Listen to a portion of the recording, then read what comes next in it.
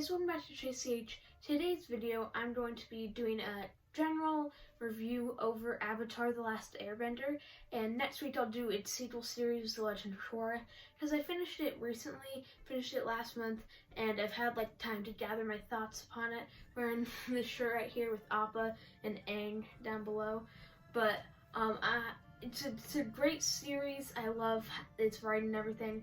It's just a great animated series and very well written and everything. I think I've already said that.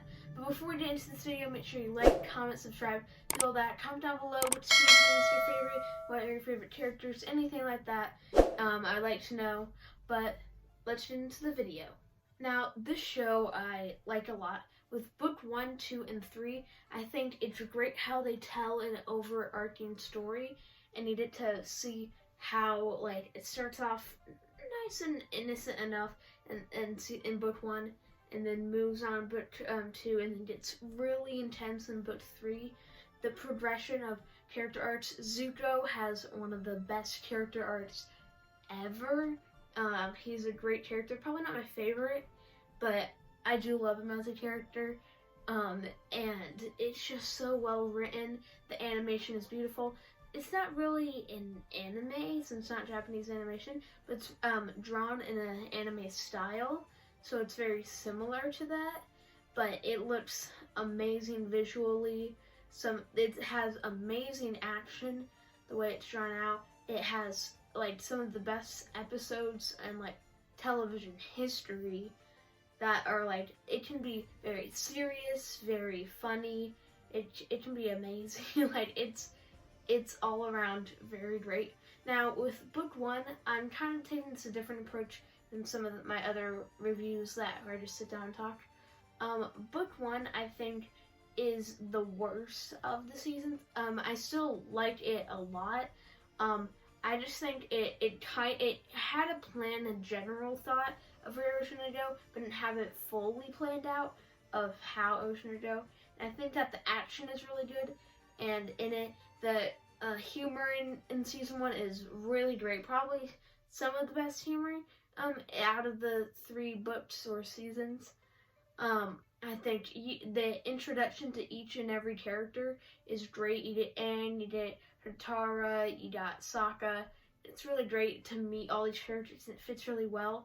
I like how you get to see the general Water Tribe before knowing the actual outskirts of the war. You get to find out some of the history of the Air Nation, and some more of the Fire Nation. You kind of delve a little bit into the history of those, and you get really good. You get to see Aang kind of start out. He doesn't want to help. He's denying that there's a war and everything, and he is just so great. I feel like Aang is definitely the best of book 1.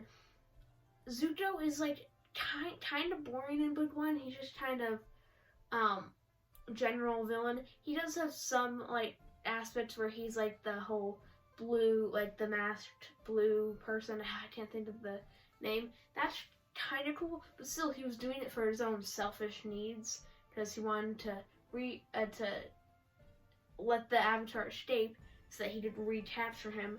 And I think he doesn't do that well in season 1, but what he does in season 1 leads up to the events in both season 2 and 3, which is really great. And I think it's really well written in that area. The action is very intense. Appa, I really love Appa. The general episodes, I don't think the show has filler episodes. Each episode, even if it doesn't each episode moves the plot forward and introduces new characters and everything, and has an aspect in it, even if they don't directly launch the plot forward. The one with the Kyoshi warriors, it's really important. You get to see the relationship between Sokka and can't think of her name, but the leader of the Kyoshi warriors. It's really cool how you see those individual episodes. You get to meet Boomy and some other characters, and it's really great to see this. This is this season, Uncle Iroh. You can see there's some good in him. He's kind of bad, but he's trying to lead Zuko in the right direction after he was banished, kinda. And it's interesting to see all the development of the different characters and how they pull that off. And it's overall very well rounded in how they do it. But moving on to book 2 or season 2, I I think this is probably my favorite season. It doesn't have the best action, but the narrative in each of the episodes is so well thought out. Zuko, I like his art. I like his art in season 3, of course, but I like where he goes in season 2. My one gripe with it is kind of the finale. It still doesn't seem natural for me for Zuko to turn with Azula. I guess I can see, but we really just got seeing him like free Appa and like grow with Uncle Iroh in Ba Sing Se. Ba Sing Se is one of my favorite like story arcs in it. I love how they approach that and everything, and you get to see the growth of every character, and it is really amazing. And they have the whole like plan to attack during the whole eclipse and everything, and I love how you get to see that. The episode where they go into like the library and everything, that was really interesting. We get to meet Toph. Toph is an amazing character, great earthbender, inventor of metal bending. Such a great character and probably one of my favorites out of the entire show. Like every character is so well written in this show, it's hard to explain how that even moves on. The finale of this one, it's again, I didn't like it that much. Azula isn't my favorite villain. I think she's kind of there in season 2 and everything. I think she really gets entertaining in season 3, and that's where we get to see her grow as more of the villain, and that is really great to see. The whole Uncle Iroh and Zuko, they have some amazing arcs in this. Uncle Iroh, we get to see, he's a great guy. Great guy. And it is just amazing to see that growth. Toph's storyline, as I already previously mentioned, it's so good and well grounded of how her character is. Katara and Aang, you kind of get to see their relationship grow as more than friends, but not much in this season.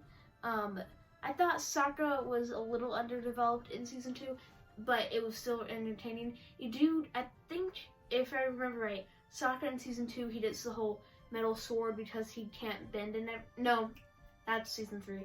I'll get to that later. Actually, no, I'll just get to it now. But that whole arc, I think, is really great for Sokka in season 3, where you get to see him build the sword and everything. That's great. But continuing on with season 2, it just has, like, the humor is definitely the best out of the 3, I would say, close to season 1. And you get to see Aang, he's trying to get into the Avatar state, trying to master that ability, but he really can't get over Katara, because he is really in love with Katara, but Katara isn't like very mutual with that feeling. It's so great seeing how it's this one-sided relationship, and that aspect is very interesting to me. Moving on to season 3, this is definitely the most action-packed season out there. We get to see the full conclusion of Zuko's arc, which is so amazing, because you see him, he's like with his father and the Fire Nation, but it's not satisfactory for him to see him grow and move on to Team Avatar. It's really great. You get to see Aang learn how to firebend in that whole aspect with Zuko. The whole early part of the season with the whole Team Avatar like in the Fire Nation, because really trying to find a fire bender to teach them and everything. And after the overtake of Ba Sing Se, it wasn't like enough or anything, like to see who is going to be the teacher. But you get some good individual episodes in here. I feel like the arcs are more concluded and everything, and we did the like few episodes where they're going for Sozin's comment. The finale of this show is insane. The action, the vibrance, the colors. Azula grows great as a villain. We get to see more of Ty Lee and May. They were kind of in season 2, but didn't really grow as characters. May's relationship with Zuko, I love how they incorporate that, and then you get to see Ty Lee grow into more, like, she's always been innocent and bubbly, but now she's really growing to the good side. That was interesting to see how that developed, and I loved that whole aspect of it. But overall, this show had some amazing arcs. The characters are so well written. I don't know if you can name a bad character. The whole White Lotus, almost forgot to mention that. That whole aspect is really cool. The action in the show is amazing. The animation, the vibrance in the animation, so great. And overall, it's a well-rounded, perfect story. We did, even in season 3, we get to see the history of fire bending, and no, it's not actually that bad. Just the Fire Nation corrupted it, and the conclusion of the series is so satisfying. And it leads into, I guess, Legend of Korra, which I love Legend of Korra. I think it's too hated on, but I'll get to that next week in that review. But overall, this show is so amazing. Probably my favorite animated show ever. Maybe Clone Wars. Clone Wars and Avatar, very on equal level.